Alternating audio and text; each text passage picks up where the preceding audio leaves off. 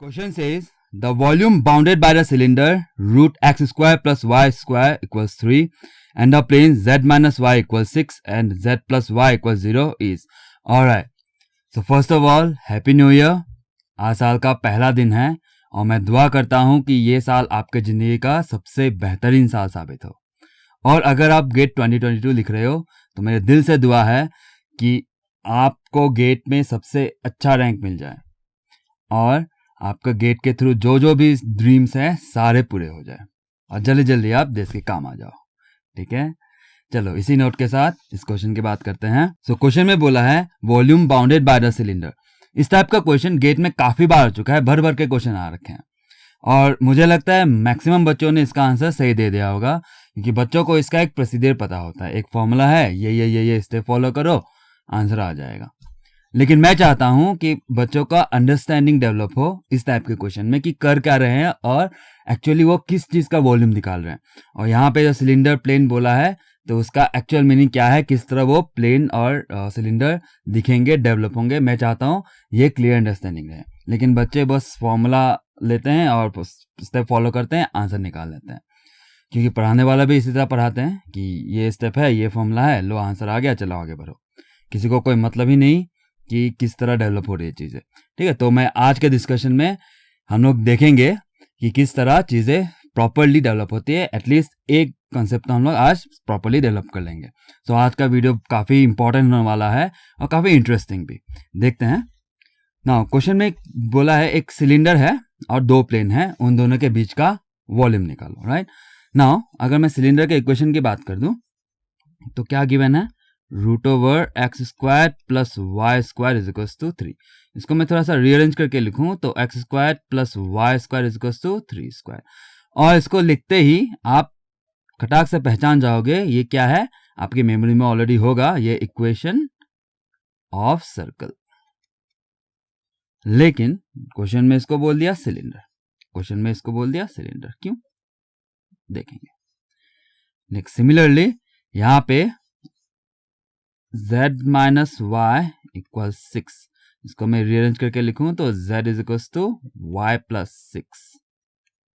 और इसको अंडरस्टैंडिंग के लिए अगर मैं ये बोलूं कि y is equal to X M X plus C के साथ इक्वेट करो, एम एक्स प्लस सी के साथ इक्वेट करो, उसका मतलब ये इक्वेशन ऑफ लाइन है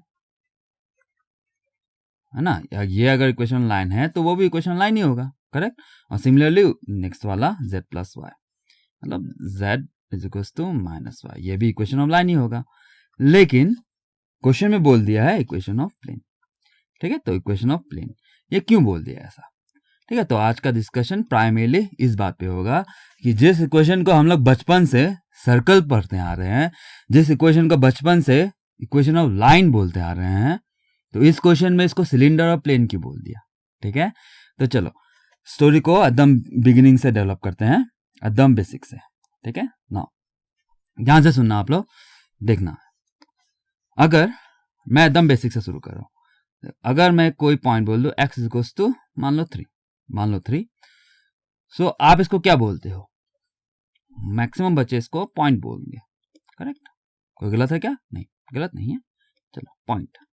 कुछ बच्चे इसको लाइन भी बोलेंगे, करेक्ट है, आप कनेक्ट कर रहे हो चीजों को। कभी कभी इसको लाइन भी बोलते हैं कि नहीं। किस सिचुएशन में, इस सिचुएशन में आपने देखा होगा कि x इक्वल्स टू 3 इस तरह बनता है। अगर आपने कैलकुलस पढ़ा है सही से तो आप इसके साथ वाकिफ हो सही से। ओके चलो नाउ कुछ अच्छे बच्चे इसको प्लेन भी बोलेंगे। अभी आपका कंफ्यूजन शुरू होगा कि प्लेन, ये कैसे प्लेन हो गया। ठीक है, और कुछ बहुत ही अच्छे बच्चे वॉल्यूम बोलेंगे। x इक्वल टू 3 को ही, x इक्वल टू 3 को ही पॉइंट भी बोलो, लाइन भी बोलो, प्लेन भी बोलो, वॉल्यूम भी बोलो, कुछ ऐसा होता है ना। इनमें से कौन सा सही आंसर है, मैक्सिमम बोलेंगे ये, कुछ बोलेंगे ये। मैं आपको दिखाऊंगा कि चारों ही सही है depending on the context you are talking. ठीक है, किस कॉन्टेक्स्ट पे आप बोल रहे हो इस पे डिपेंड करेगा कि ये पॉइंट है कि लाइन है कि प्लेन है कि वॉल्यूम है। मैं जानता हूं आप लोग सुपर कंफ्यूज हो रहे हो, कोई बात नहीं, मैं इस बात को बताता हूं कि कब पॉइंट बोलना है, कब लाइन बोलना है, कब प्लेन बोलना है, कब वॉल्यूम भी बोल सकते हो x इक्वल्स टू 3 को।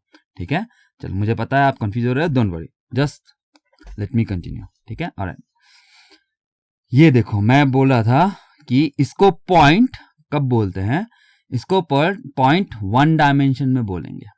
ठीक है, जो वन डायमेंशन का वेरिएबल मैंने x लिया है। ठीक है, मतलब वन डायमेंशन में एक ही डायरेक्शन होगा, वो डायरेक्शन x ले लिया और उस पर कोई पॉइंट पॉसिबल है x इक्वल्स टू 3, ये हो गया पॉइंट। लेकिन इसी को अगर मैं 2D में बोल दूं, 2 डायमेंशनल में बोल दूं, तो यही चीज आपका लाइन बन जाएगा। कैसे, ध्यान से सुनना। सिचुएशन क्या है, 2D का, आपको ऑलरेडी पता है सिचुएशन 2D में है और किसी ने बोला है कि आपको x इक्वल्स टू 3 है। ठीक है, तो आपको समझना है कि 2D में दूसरा वेरिएबल कौन। ठीक है, यूजुअली हम लोग क्या क्या लेते हैं, दो वेरिएबल्स 2D का x एंड y, करेक्ट है। उनमें से दोनों में से एक वेरिएबल मेंशन कर दिया गया है x इक्वल्स टू 3। दूसरा वेरिएबल क्या हुआ, फिर दूसरा वेरिएबल के बारे में कुछ बोला ही नहीं, तो बाय डिफॉल्ट आपको क्या लेना है, दूसरा वेरिएबल के बारे में बाय डिफॉल्ट उसको -∞ से लेके +∞ तक वेरी कराना पड़ेगा। ठीक है, तो y वेरिएबल कहां से कहां जाएगा, -∞ से लेके +∞। अगर आपको बस x वेरिएबल के बारे में बताया गया है तो y को आपको मस्ट -∞ से लेके +∞ वेरी कराना ही पड़ेगा। ठीक है, इसी वजह से ये जो 2D प्लेन में आपको ये x इक्वल टू 3 पॉइंट तो है, लेकिन y का क्या, y को वेरी कराओ, वहीं से y को वेरी कराओ ∞ से -∞ तक। ठीक है, इसीलिए आपको यहाँ पे एक लाइन दिखता है जो ∞ से ∞ तक जाता है। ठीक है, कनेक्ट किया आपने। सिमिलरली अगर मैं ये बोल दूं कि ये 2D नहीं 3D प्लेन है, 2D नहीं 3D प्लेन है, तो ये 3D में कौन कौन से वेरिएबल देते हैं, usually x y z, correct, 3 dimension x y z। और इसी पे मैं बोल दिया अगर x इक्वल्स टू 3, तो आप बिल्कुल सही सोच रहे हो, इस बार y एंड z का कुछ मेंशन नहीं किया गया है, कुछ रेस्ट्रिक्शन नहीं है। उसका मतलब y को -∞ से लेके +∞ तक वेरी करना पड़ेगा, एज वेल एज z को भी -∞ से लेके +∞ तक वेरी करना पड़ेगा। ठीक है, तो इसका मतलब ये होता है -∞ से लेके +∞, -∞ से लेके +∞, ये होता है एक्चुअल। ठीक है, तुम जैसे मैंने बोला था डिपेंडिंग ऑन द कॉन्टेक्स्ट, मतलब कौन से प्लेन में आप बात कर रहे हो, x इक्वल्स टू 3 ये मैटर कर जाएगा। ठीक है, तो इसीलिए तो जैसे अगर मैं इस फिगर में बात करूं z, और चलो मैं दूसरा फिगर बनाता हूं 3D का। सो ये आपका z एक्सिस हो गया, ये y और ये x, और x इक्वल्स टू 3 ये रहा, करेक्ट, x इक्वल टू 3 ये रहा, मान लो ये पॉइंट x इक्वल 3, फिर y को वेरी करो -∞ लेके +∞, तो इस तरह एक लाइन बनेगा क्योंकि y एक्सिस इस तरफ, इस बार इस तरफ है। चलो ये चलो मैं स्ट्रेट लाइन बनाता हूँ, ये चलो अब ये बन गया लाइन। लेकिन अब 3D है तो z को भी वेरी करना पड़ेगा, लाइन बन चुका है, अब z को वेरी करो -∞ से लेके +∞ तक।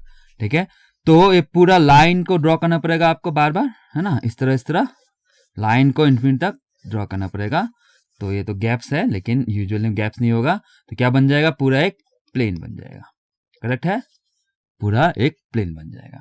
तो इसीलिए मैं बोल रहा था कि कॉन्टेक्स्ट पे डिपेंड करेगा, x इक्वल्स टू 3 पॉइंट बोलोगे कि लाइन बोलोगे कि प्लेन बोलोगे कि वॉल्यूम बोलोगे, इस पे डिपेंड कर जाएगा। उसका मतलब साफ है कि 4D की बात कर दे, अगर कोई 4th डायमेंशन अगर जोड़ दे अगर, तो उसके रेस्पेक्ट में ये वॉल्यूम होगा। मेरा कहने का मतलब ये है कि चलो ये एक प्लेन बना और कोई 4th सा डायमेंशन, ठीक है, जो तो हम लोग को पता नहीं एक कौन सा डायरेक्शन में होगा, मान लो कोई के डायरेक्शन में है, मान लो, ठीक है, हाइपोथेटिकली मान लो कोई के डायरेक्शन में है, तो एक प्लेन को हम लोग अब के को वेरी करना पड़ेगा। बस बोला है कि x इक्वल टू 3, जैसे y के बारे में कुछ नहीं बोला था, z के बारे में कुछ नहीं बोला था, तो दोनों को -∞ लेके +∞ तक वेरी करना पड़ा था।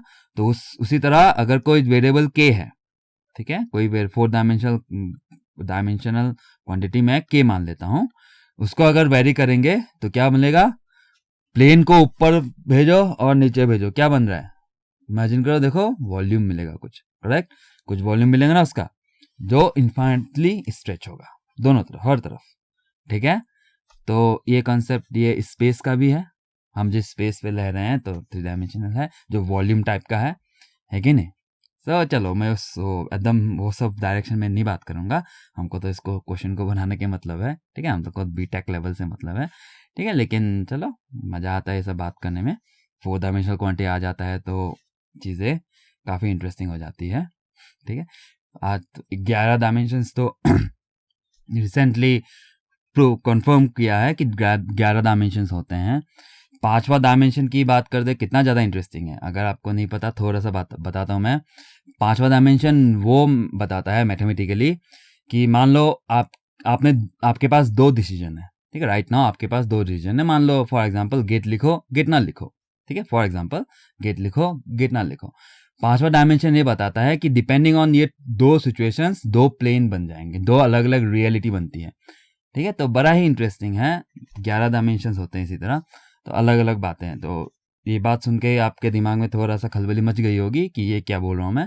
चलो ठीक है, मुझे तो इस क्वेश्चन से मतलब है, राइट नाउ मेरा डिस्कशन इस क्वेश्चन तक है, लेकिन आप बहुत ज़्यादा इंटरेस्टेड हो तो ये बहुत अच्छी टॉपिक्स है, ठीक है, बहुत ज़्यादा अच्छे टॉपिक्स है जो राइट नाउ पूरे दुनिया में बहुत ज़्यादा तेज़ी से अंडरस्टैंडिंग बढ़ रही है चीज़ों की, मैथमेटिकली चीज़ों को डेवलप किया जा रहा है। तो 5वां आयाम, 5th डायमेंशन है ना, 5th डायमेंशन के बारे में काफ़ी कुछ डेवलप हुआ है। तो ये पाया गया है कि इस तरह ऑप्शन जितने आपके पास चॉइसेस होंगे उतने ज़्यादा रियलिटी, अलग अलग रियलिटी बनती है पैरेलल में, ठीक है, जो पैरेलल यूनिवर्स का कॉन्सेप्ट दिया जाता है इस पर, ठीक है। तो यहीं से बिल्कुल बेसिक से बात कर रहा हूँ मैं, तो बड़ी बड़ी बातें निकल के आती हैं, ठीक है। तो मैं चाहता हूँ तो सबसे बेसिक अंडरस्टैंडिंग तो क्लियर ही हो, है ना। कल को मैं चाहता हूँ आप इन चीज़ों को लीड करो, नए नए बार चीज़ों को डेवलप करो, अंडरस्टैंडिंग को डेवलप करो, यूनिवर्स को समझो। और मैथमेटिक्स तो है ही इतना इंटरेस्टिंग, लेकिन काफ़ी बच्चे सैडली मैथमेटिक्स को as a like formula, step follow करो, फॉर्मूला लो, स्टेप फॉलो करो, इस तरह प्रोसीजर देखते हैं। तो मैं चाहता हूँ इंडिया में ये चीज़ें डेवलप हों कि मैथमेटिक्स को फॉर्मूला लो, स्टेप फॉलो करो, वैसा नहीं, अंडरस्टैंडिंग, क्योंकि आप एक इंजीनियर हो, कल आप क्रिएट करोगे, राइट, कल को आपको क्रिएट करना है। तो अगर आपको मैथमेटिक्स सही से नहीं पता, बेसिक नहीं पता, तो आप मैथमेटिक्स को बेसिक से डेवलप नहीं कर पाओगे, है ना। स्टेप्स तो हर चीज़ के लिए थोड़ी अवेलेबल होगा, अगर आप कुछ नया क्रिएट कर रहे हो तो बना बनाया स्टेप्स आपके लिए थोड़ी होगा। तो आपको तो एकदम स्क्रैच से डेवलप करना पड़ेगा चीज़ों को, सारे स्टेप्स खुद बनाने पड़ेंगे, तो तब फंस जाओगे। फिर मैथमेटिक्स को अगर लाइक नहीं करते हो, चीज़ों को एंजॉय नहीं करना जानते हो, तब उस दिन आप फंस जाओगे। जिस दिन आपका, आई होप आप क्रिएट करो कुछ, सबसे पहले तो कुछ क्रिएट करो, आई होप करोगे, ज़रूर करोगे, तो वो पैशन हो आपके पास, लेकिन मैथमेटिक्स से प्यार नहीं करते हो तो दिक्कत हो जाएगी आपको फिर, ठीक है। सो इसीलिए चीज़ों को अंडरस्टैंडिंग रखो, और बेसिक अंदर मैथ्स को टफ नहीं मानना है। देखो सब चीज़ ह्यूमंस ने डेवलप किए हैं, है ना, आपके जैसे हम मेरे जैसे ह्यूमंस नहीं डेवलप किए हैं, तो ह्यूमंस ज़बरदस्ती चीज़ों को कॉम्प्लेक्स क्यों करेगा। बेसिक है, चीज़ें पाइल अप हो जाती हैं, कंसेप्ट एक के बाद एक पाइल अप होके चीज़ें कॉम्प्लेक्स बन जाती है। लेकिन चीज़ों को एक एक करके समझो तो सब कुछ सिंपल ही होगा।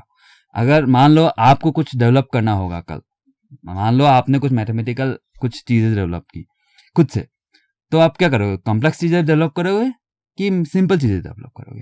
ऑफ कोर्स आप सबसे सिंपल चीज़ जो ज़रूरी है, जैसा ज़रूरी है वैसा उसको ज़बरदस्ती जानबूझ के कॉम्प्लेक्स नहीं करोगे एटलीस्ट, राइट।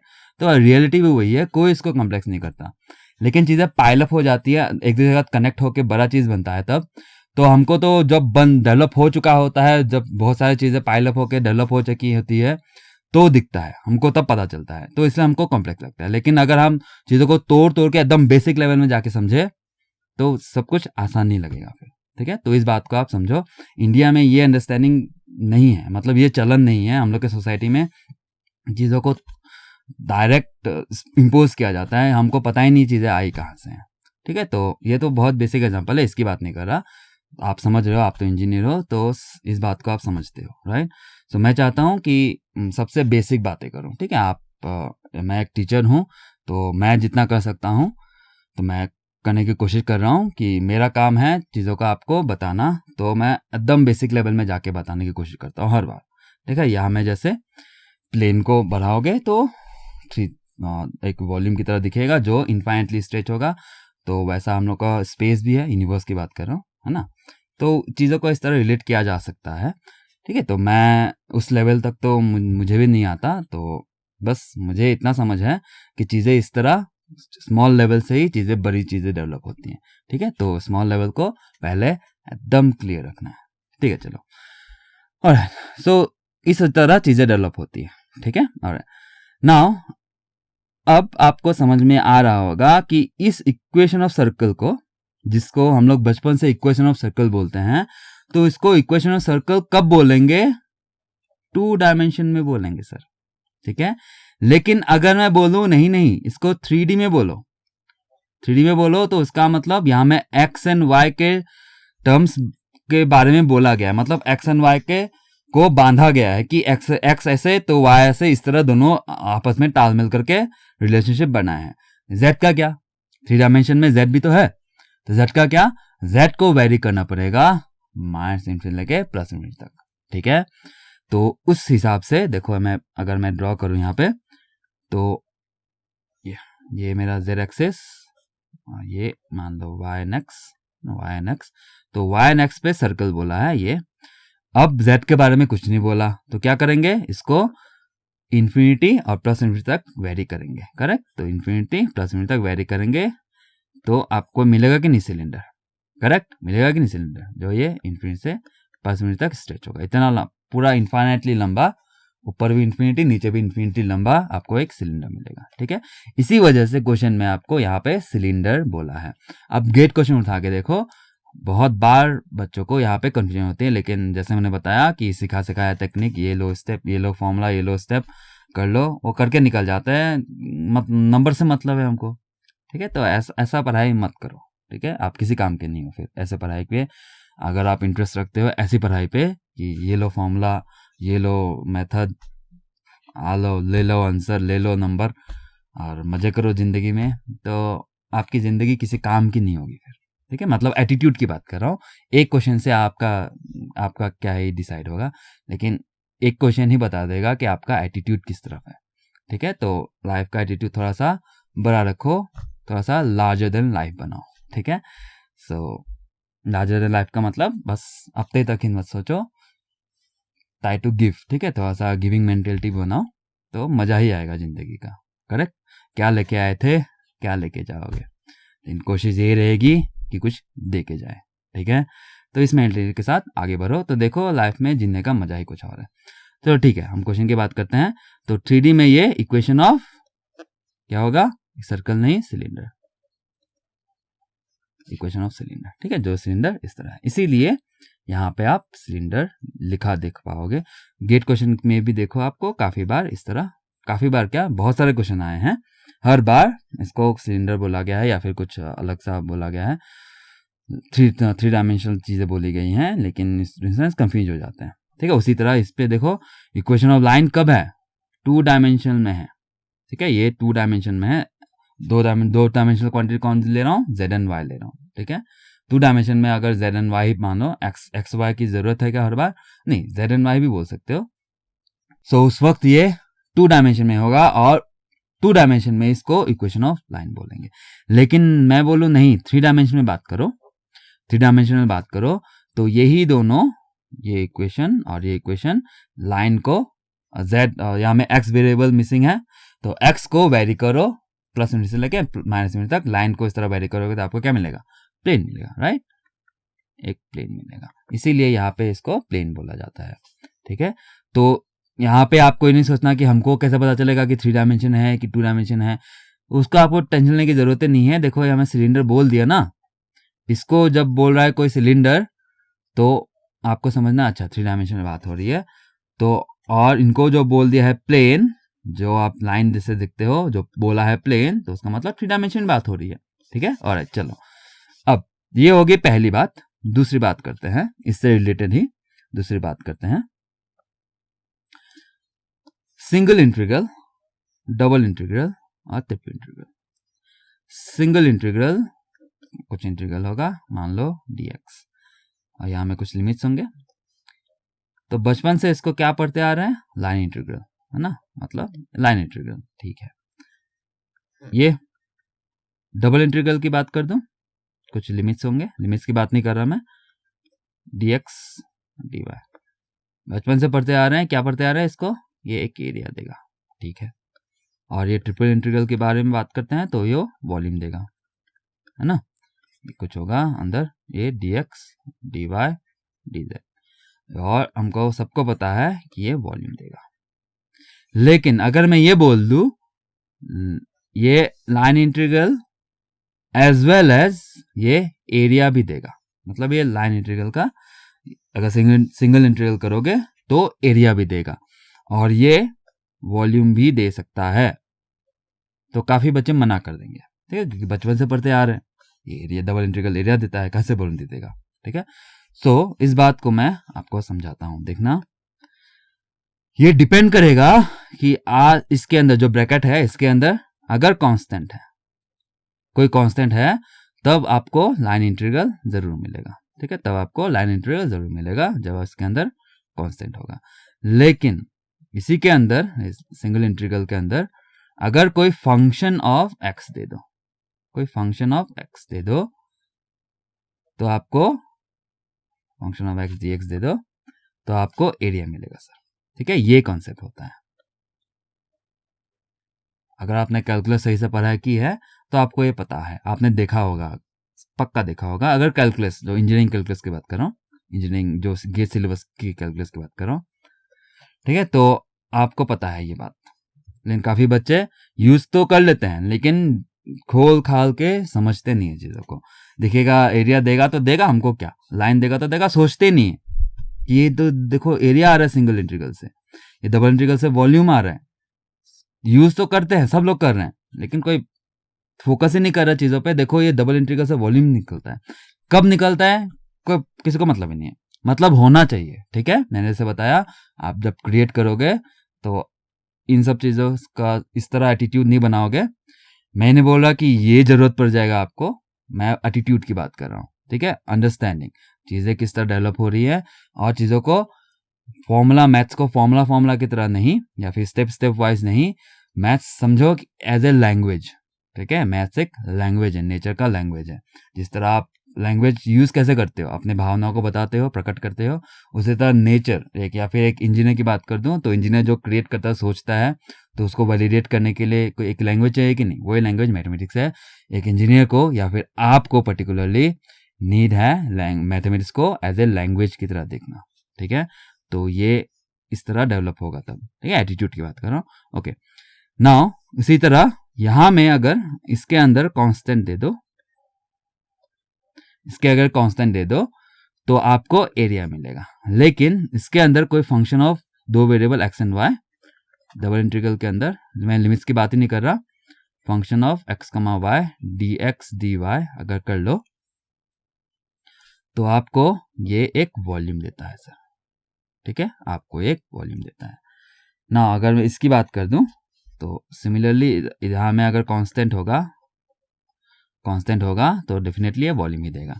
लेकिन ये ट्रिपल इंटीग्रल किसी function of x y z d x d y d z करोगे तो कुछ और क्वांटिटी मिलेगा, ठीक है, कुछ और क्वांटिटी मिलेगा। आप बोलोगे कुछ 4 डायमेंशनल टेसरेक्ट टाइप का कुछ मिलेगा, हो सकता है।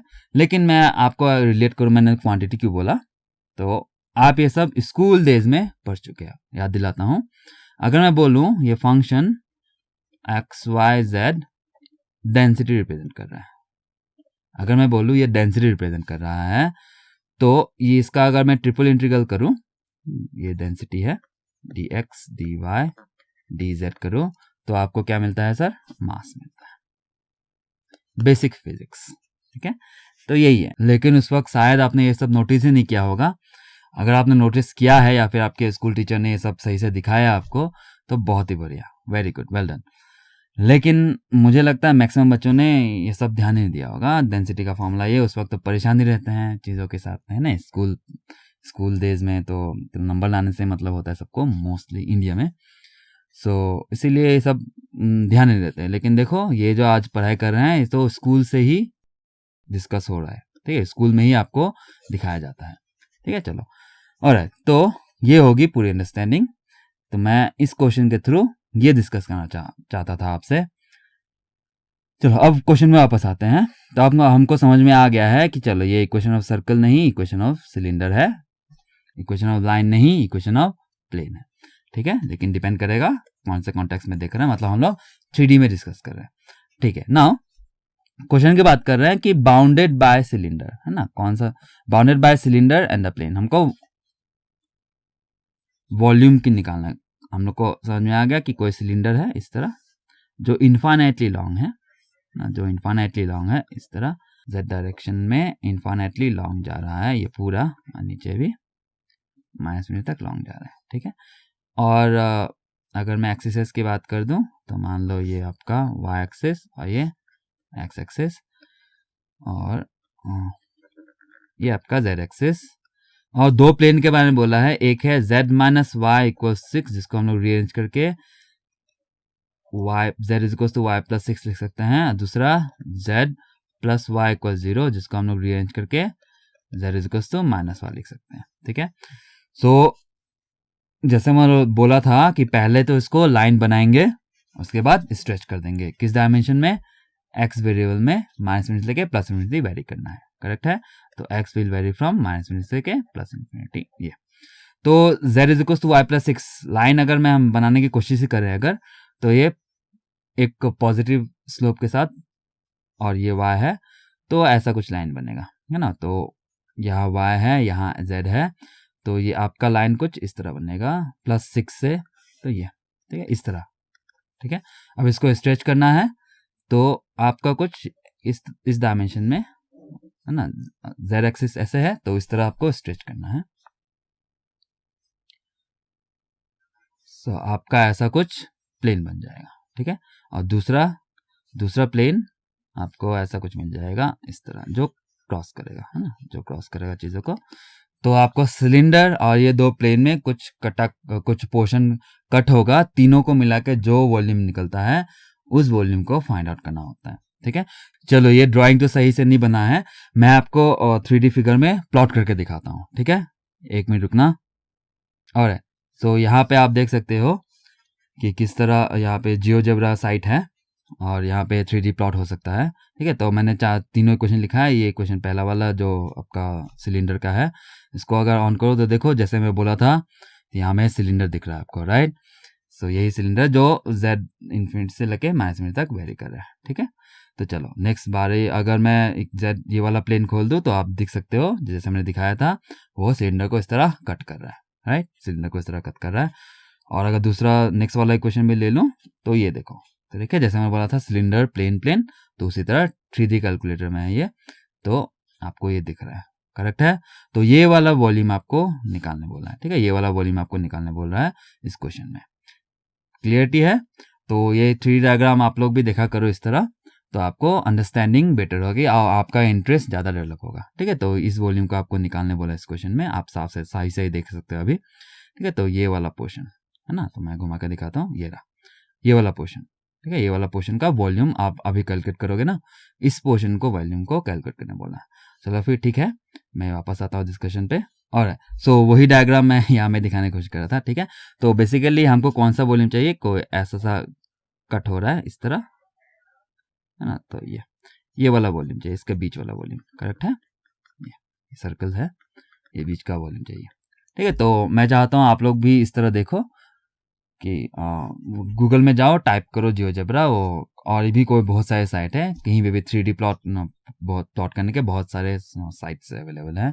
तो इक्वेशन में इस तरह पुट करोगे तो साफ साफ दिखेगा आपको। ठीक है, तो मैं चाहता हूँ इस तरह आप लोग खेलना सीखो। ठीक है, सो आपका इंटरेस्ट बहुत डेवलप होगा। और हाँ, टाइम की बात है, थोड़ा सा टाइम जाएगा, लेकिन आपकी अंडरस्टैंडिंग डेवलप हो जाएगी और बहुत ज़्यादा डीप हो जाएगी और आपका इंटरेस्ट लेवल बहुत ज़्यादा बढ़ जाएगा। ठीक है, वही तो चाहिए मेनली। ओके, चलो ना उसको करते कैसे हैं बात करते हैं। तो कैसे करेंगे, वॉल्यूम निकालने के लिए अभी भी हम लोग ने फॉर्मूला देखा था, या तो हम डबल इंटीग्रल से कर सकते हैं, कौन सा वाला, ये वाला, है ना, ये वॉल्यूम निकल जाएगा, या फिर हम लोग ट्रिपल इंटीग्रल कर सकते हैं, ये वाला जिसपे अंदर कांस्टेंट होगा। ठीक है, तो ये है, तो हम ट्राई करते हैं दोनों से करने का। ठीक है, एक और बात मैं आपको समझाऊंगा इस वक्त, आप पे अटेंशन करना किस तरह करते हैं ना। तो मेथड 1 और मेथड 2, ठीक है, मेथड 1 मेथड 2 की बात करता हूँ मैं। सो वॉल्यूम निकालने बोला है, तो हम लोग कैसे निकाल सकते हैं, या तो हम लोग डबल इंटीग्रल कर सकते हैं function of x, y dx dy, ये वाला करना होगा, तब जाके वॉल्यूम मिलेगा, राइट। और ये x components and y components very करेंगे, या फिर आपको वॉल्यूम निकालने बोला है तो ट्रिपल इंटीग्रल कर लो। मेथड 2 यहाँ लिख देता हूँ, ओके। तो और ये यहाँ में कोई कांस्टेंट होगा, c लिख लेता हूँ, dx dy और dz, ठीक है। ऑलराइट, सो पहले इसकी बात करते हैं मेथड नंबर 1 की ना। मैं जैसे बोल रहा था कि बच्चे सिखाया मेथड यूज कर लेते हैं। फॉर एग्जांपल एक एग्जांपल क्रिएट करता हूँ, या फिर एक गेट क्वेश्चन की बात करता हूँ, पैटर्न की। आपको z इज इक्वल टू मान लो 6 प्लस वाई दे रखा है, और गेट में हिसाब बोल देगा कि x is equal to 0 plane, या फिर z is equal to 0 plane, ठीक है, z is equal to 0 plane.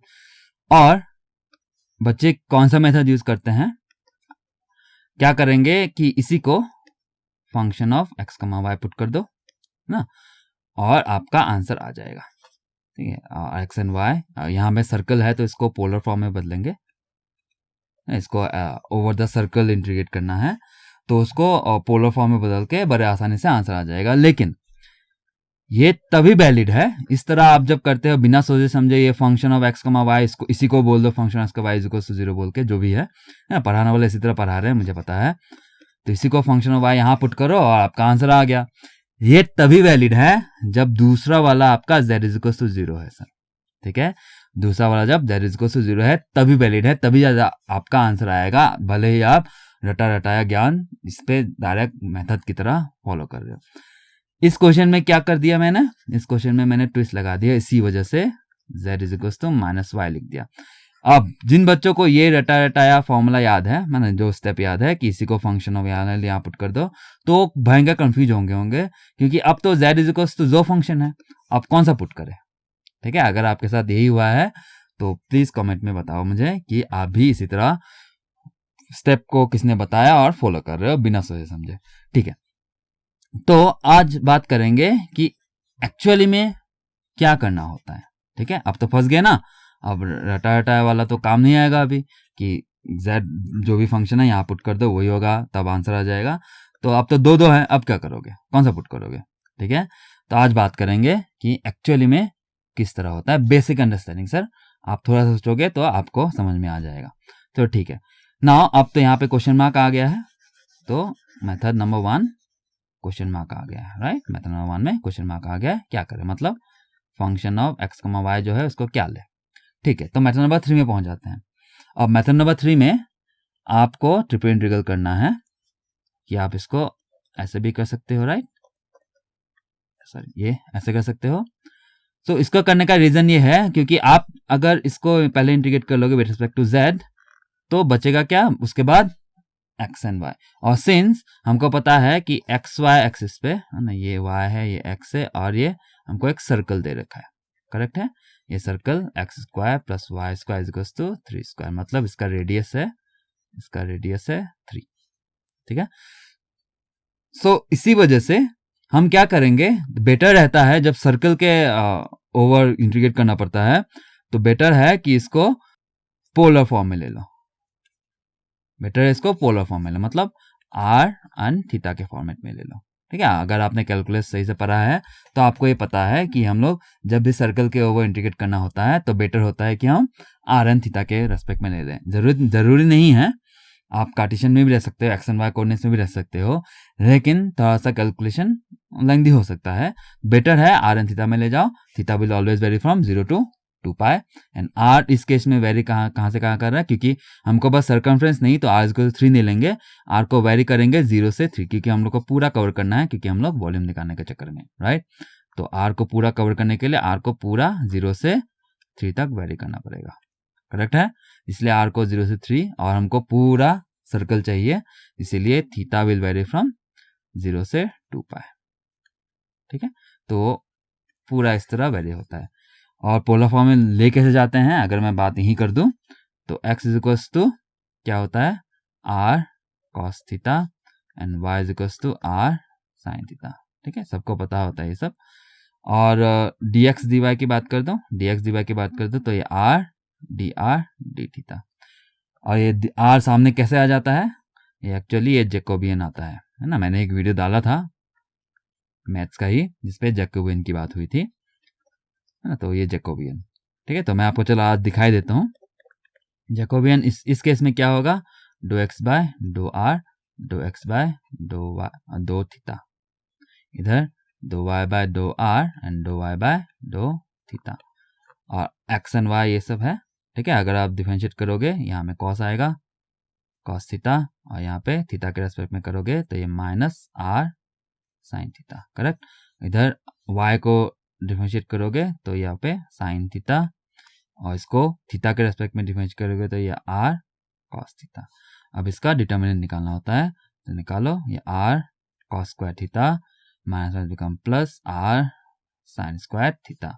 तो r कॉमन लोगे तो ये cos square theta plus r sine square theta होता है कि नहीं 1, तो बचा बस r, इसीलिए यहाँ पे ये r आ जाता है, ठीक है। जैसे मैंने उस वाले वीडियो पे बोला था, मुझे डेट याद नहीं है, तो आप लोग आई होप देखे होंगे, तो आप लोग देख लेना, वो शुरुआत में ही डाला था, ठीक है, शुरुआत में ही डाला था। तो ये जैकोबियन कैलकुलेट करो और इस तरह आ जाता है, ठीक है। इसी तरह dx, अगर आप स्फेरिकल कोऑर्डिनेट सिस्टम की बात करो, हाँ, तो dx dy dz is equals to r sine theta dy dr d theta d phi होता है, right, dr d theta d phi होता है।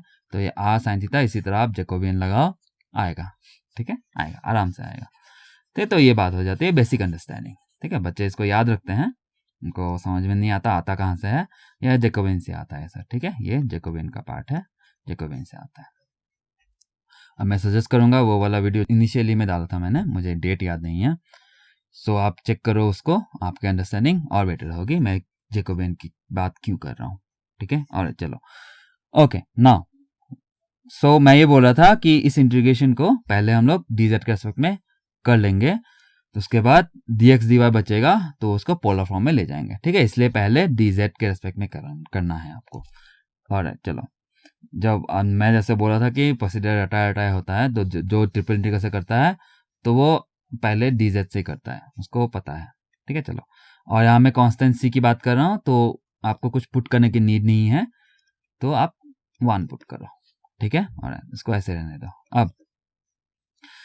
अब बात करते हैं लिमिट्स की, ठीक है। मैं जैसे मेथड 3 की करने वाला था, चलो मैं सही से कर लेता हूँ।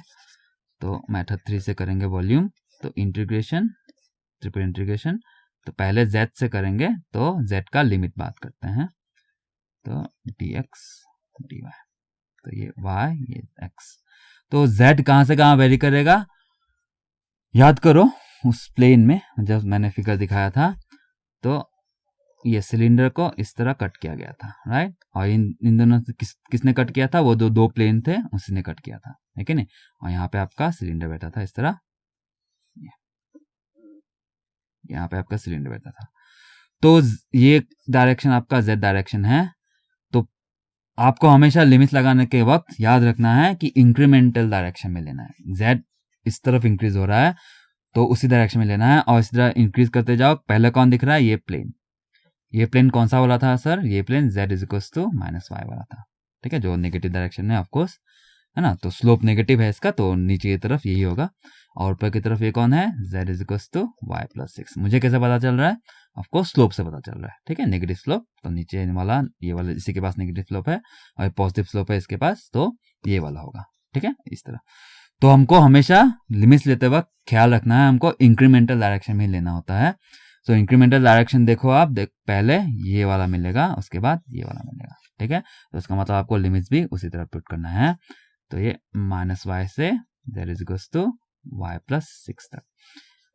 तो जैसे मैंने बोला, पहले इसको हम लोग इंटीग्रेट कर लेंगे ना। अगर मैं इसको इंटीग्रेट करूं, तो ये डबल इंटीग्रेट करो, तो z लिमिट्स पुट करो, z is equals to minus y और z is equals to y plus 6 और dx dy, करेक्ट है ना।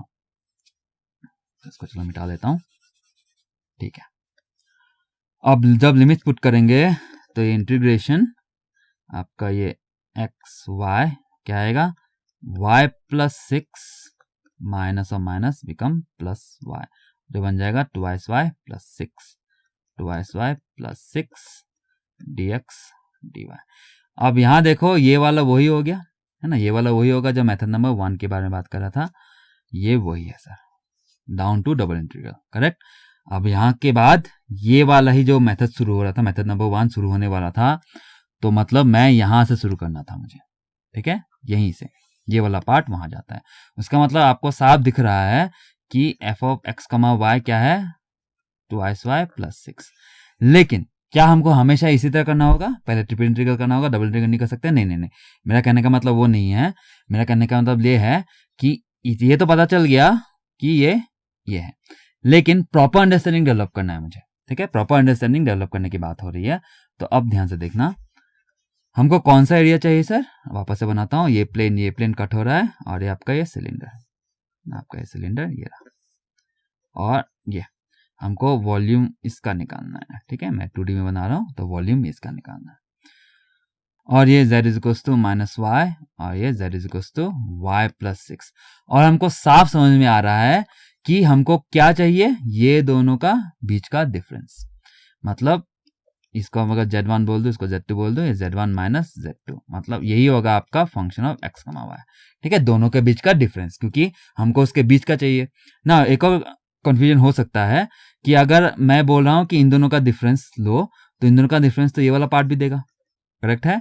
हाँ करेक्ट है, लेकिन ये वाला जो सिलेंडर है उसका एक्सप्रेशन आपने यहाँ पे ये वाला जो लिमिट जब लगाओगे वो वाला टेक केयर हो जाएगा मैथमेटिकली, कि सिलेंडर बोलेगा नहीं ये वाला पार्ट नहीं, हम तीनों को मिला के जो वॉल्यूम आता है वो लो, ठीक है, तो वो लिमिट्स में टेक केयर हो जाएगा। कौन सा लिमिट्स की बात कर रहा हूँ, ये जब एक्स एंड वाई का लिमिट्स पुट करोगे आप, या फिर जब उसको पोलर फॉर्म में कन्वर्ट कर लोगे तो वो टेक केयर हो जाएगा, ठीक है। सो उसका मतलब आपको ऑटोमेटिकली, आपको टेंशन लेना ऑटोमेटिकली ये वाला लेना। उसका मतलब मैं ये बोल रहा हूँ कि आपका जो function of x comma Y है, दोनों का डिफरेंस होगा, बीच का गैप है ना, दोनों का बीच का गैप कैसे मिलेगा, दोनों को माइनस करो, दोनों प्लेन है, माइनस करोगे तो बीच का एरिया मिलेगा, करेक्ट। आप उसको वॉल्यूम देख सकते हो। और कॉन्फाइन कौन करेगा, जब उसके बाद जब एक्स एंड वाई का लिमिट्स लगाएंगे या फिर आर एंड थीटा को डिफाइन करेंगे पोलर फॉर्म में ले जाके, तब वो टेक केयर हो जाएगा सिलेंडर का, ठीक है, ये होता है। सो माइनस जब करेंगे तो 6y माइनस 6 और माइनस ऑफ माइनस वाई, तो वापस से वही आया 2y प्लस 6, ठीक है। तो यही होता है हमेशा, ठीक है। तो आप अगर केयरफुली देखे होगे तो यहाँ पे जब मैंने लिमिट्स पुट किया था, तो लिमिट्स पुट करते वक्त ही एग्जैक्टली मैंने दोनों को माइनस ही किया था, करेक्ट। सो अब आपको समझना है, अच्छा तो ये होता है, इसीलिए मैंने जो बोला था, जो यूजुअली एग्जांपल की बात कर रहा था, अगर मैं बस z is equals to y plus 6 और दूसरा z is equals to 0 plane बोलता, तो दोनों के माइनस करने के बाद बस यही बचता। इसीलिए आपका जो रटा रटा फॉर्मूला है, इसी को क्या है, इसी को आप function of x comma Y ले लो, बिना सोचे समझे आंसर आ जाएगा, इसीलिए आ जाता है, ठीक है।